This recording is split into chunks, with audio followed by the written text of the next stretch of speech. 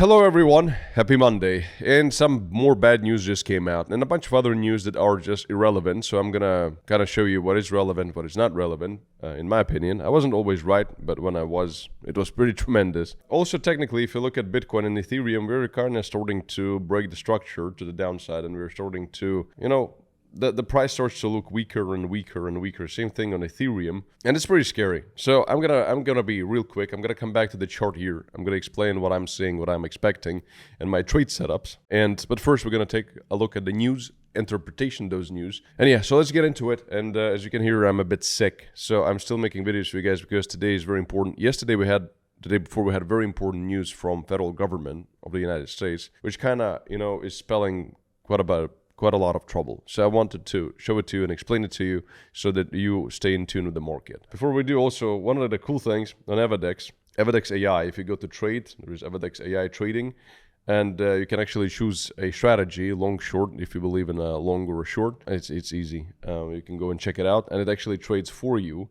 And it doesn't always trade perfectly, but overall it actually catches some very nice trades. So sometimes it takes like perfect longs and takes a perfect take profit, and sometimes not, sometimes it gets stopped out. But some of the trades are pretty cool and pretty spot on. And I actually activated it on Ethereum and also on Bitcoin, and it just trades a lot for you. And overall it does quite okay on a long-term time horizon. So go and check it out if you want to see how AI trades, and there's also the description of the AI trading strategy that it actually uses. So anyways, and there is a link down in the description of this video to Evadex where you can get a 10% cash back on your trading fees. So go and enjoy that. So first of all, this news here is good, and that's what we've expected, quite frankly, that President Donald Trump strikes a deal in economic and trade relations with China.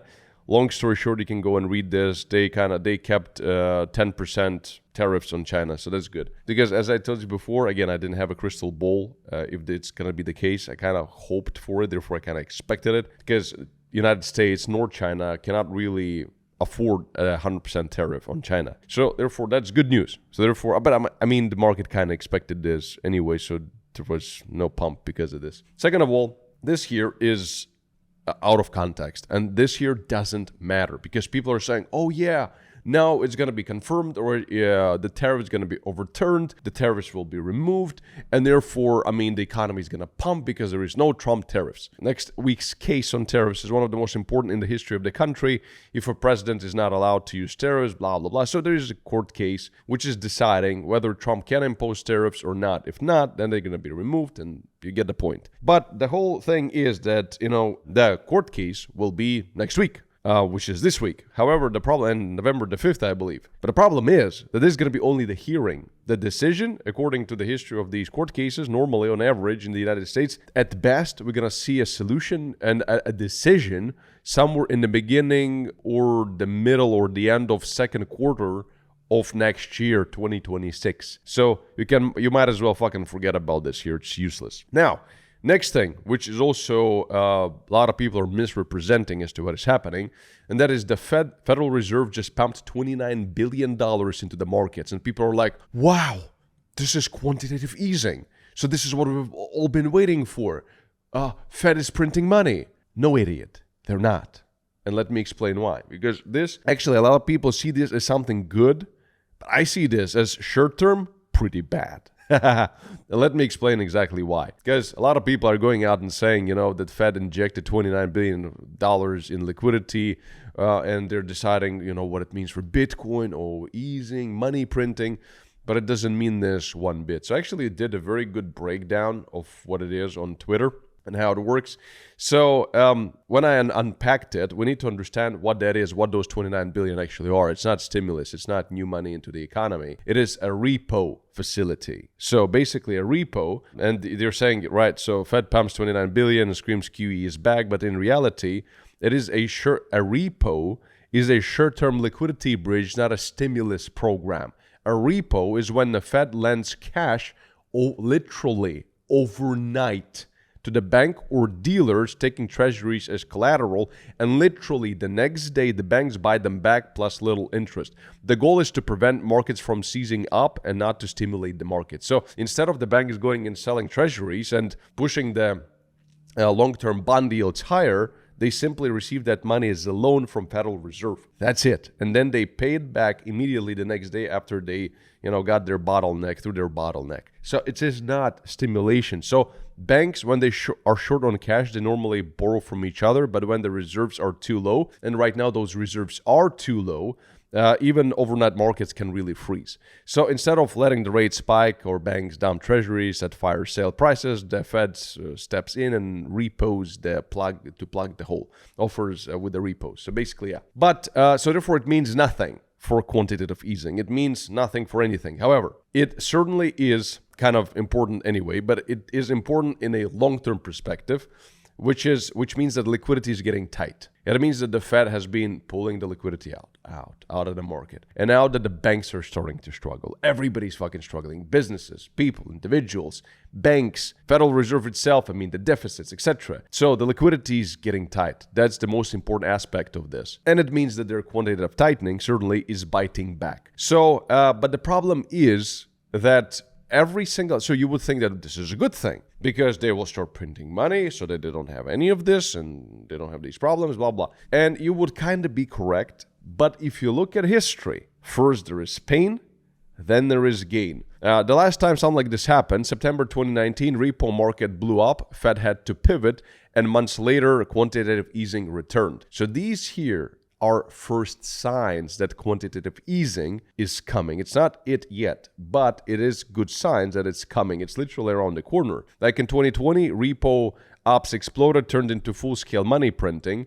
and 2023 mini events like smaller repos, no crisis, just end of month stress. So not every repo thing is kind of ending up in quantitative easing, but just some of them. So we are kind of somewhere in between of these lines right now. So you really should be paying attention if the US government is going to keep doing this. If yes, it's going to probably mean that quantitative easing is much closer than we've believed. However, if you look at what it all means for Bitcoin, when liquidity dries up, risk assets actually fall.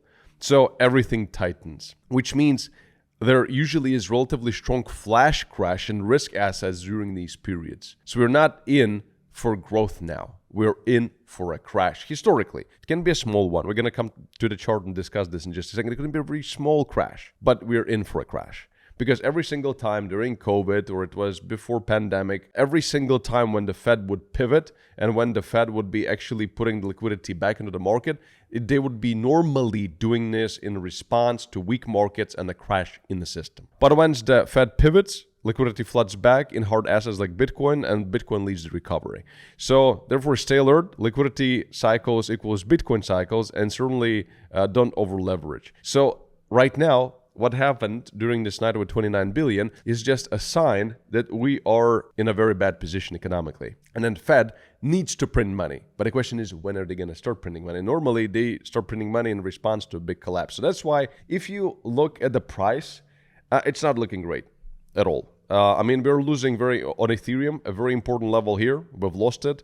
And now we're on the way to our next very important level, which I'm going to be taking on Bybit. I still have these levels, 3,600 and 3,300.